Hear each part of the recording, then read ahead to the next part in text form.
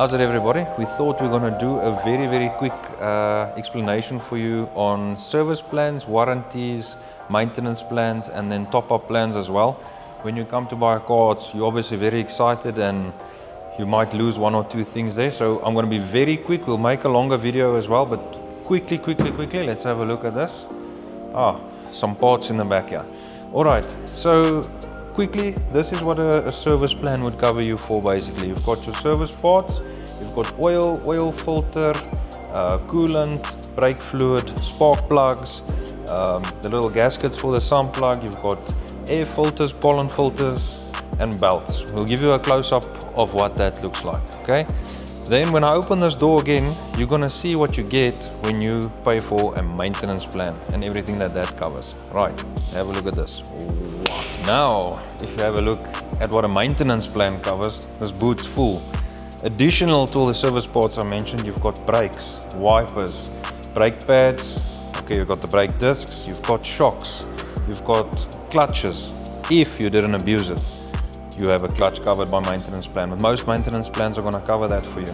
You've got suspension bushes. Everything else on the vehicle, if you take a maintenance plan, is basically covered. So you pay your monthly payment, the rest of it's all covered by your maintenance plan. Alright, that's quick in a nutshell. If you want a longer video, you can follow the link and go through. I'm going to explain everything in detail to you. Next will be warranties. Do you want me to spin again? I'll spin again.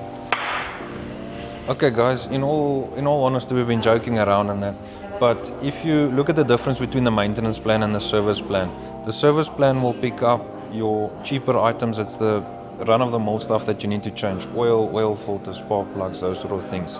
As soon as you need to change brake discs, brake pads, a clutch, now you're starting to look at more expensive items, things that can easily quickly run up your bill to about 8,000 to 12,000 rand if you had to change them cash. So in my opinion, there's no better way than going for a maintenance plan when you buy the vehicle, because you also lock in the prices. So for that year, for instance, let's say a clutch would be 8,000 rand.